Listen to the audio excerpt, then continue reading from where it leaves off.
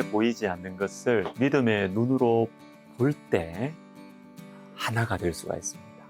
하나님의 뜻, 하나님의 마음, 하나님이 복 주신다. 이 사실을 정말로 알고 믿을 때 양보할 수 있고 그래서 하나됨을 추구할 수가 있는 것이죠. 여러분, 하나되자 하는 것은 말처럼 쉽지 않아요. 고상하지도 않아요. 자기 이익에 예민한 두 사람과 두 공동체가 하나 되는 것은 자칫 잘못하면 고상하게 시작했다가 진흙탕 싸움으로 변질될 가능성이 많습니다.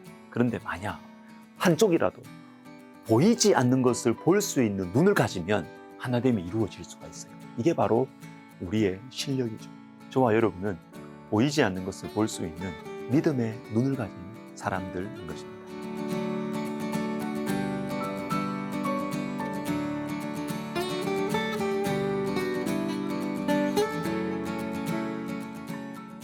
로마서 12장 3절부터는 하나님 백성의 특징들이 나오는데 첫 번째가 하나됨이었다고 했습니다. 그런데 하나됨을 지키는 방법이 여러 가지가 있는데 먼저는 하나님께서 각자에게 서로 다른 은사를 주셨다라는 것을 인정하라는 것이죠.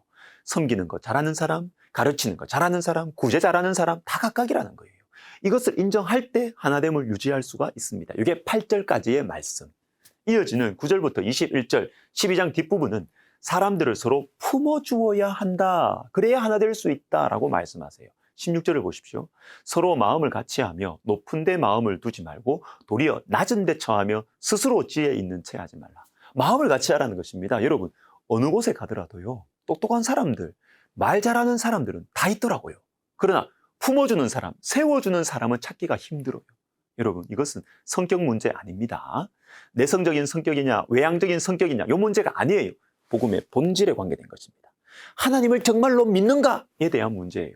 빌립보서 1장 27절을 읽어보겠습니다. 오직 너희는 그리스도의 복음에 합당하게 생활하라.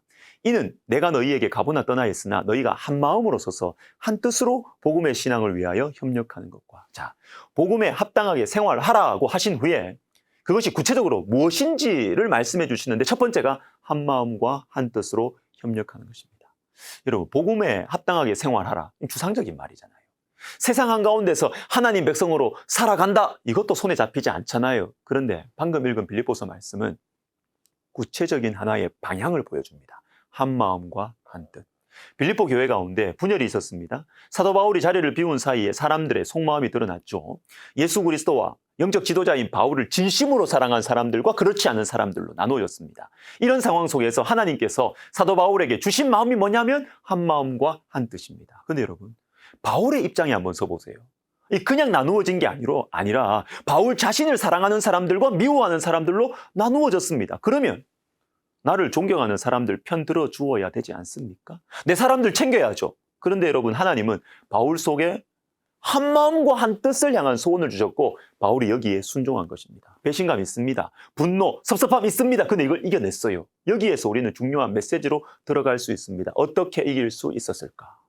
눈에 보이는 것이 전부가 아니었기 때문에. 바울은 하나님을 정말로 믿었던 것이죠. 바울의 자리를 대신 차지하려는 사람들이 중요하게 여기는 것은 영적 지도자의 자리, 권위, 명예. 그러나 바울에게는 그것보다 훨씬 더 중요한 것이 있었는데 그게 바로 하나님의 마음, 하나님의 뜻, 하나님의 나라입니다. 하나님을 정말로 믿을 때 한 마음, 한 뜻 가질 수 있고 용서할 수 있고 양보할 수 있는 것입니다. 그래서 로마서 12장 19절은 이렇게 말합니다. 내 사랑하는 자들아 너희가 친히 원수를 갚지 말고 하나님의 진노하심에 맡기라. 기록되었으되 원수 갚는 것이 내게 있으니 내가 갚으리라고 주께서 말씀하시니라. 하나님께 맡기라고 하십니다. 하나님을 정말로 믿고 하나님께 맡길 때 복수하지 않을 수 있다라는 것입니다. 자, 임은미 선교사님이라는 분이 계세요. 케냐에서 선교하시는 분이신데 특별히 이분이 그 돈에 대한 이 확실한 믿음과 많은 체험들을 가지고 계시더라고요. 이분은 11조를 넘어서 가난한 사람들 도우려고 10의 2조, 10의 3조까지 하십니다. 여러분, 11조 들으십니까?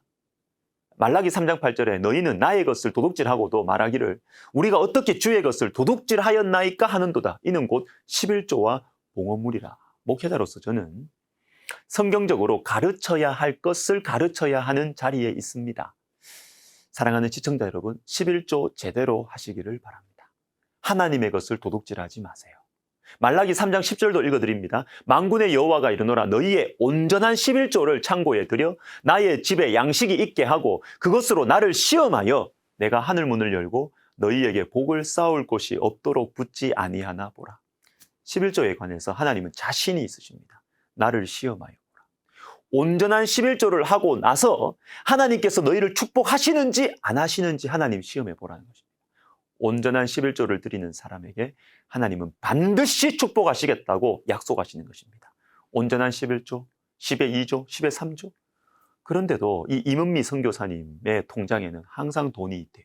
돈이 마르지 않는다고 합니다. 왜 그럴까요? 돈에 대한 이분의 생각이 특별해요. 들어보십시오.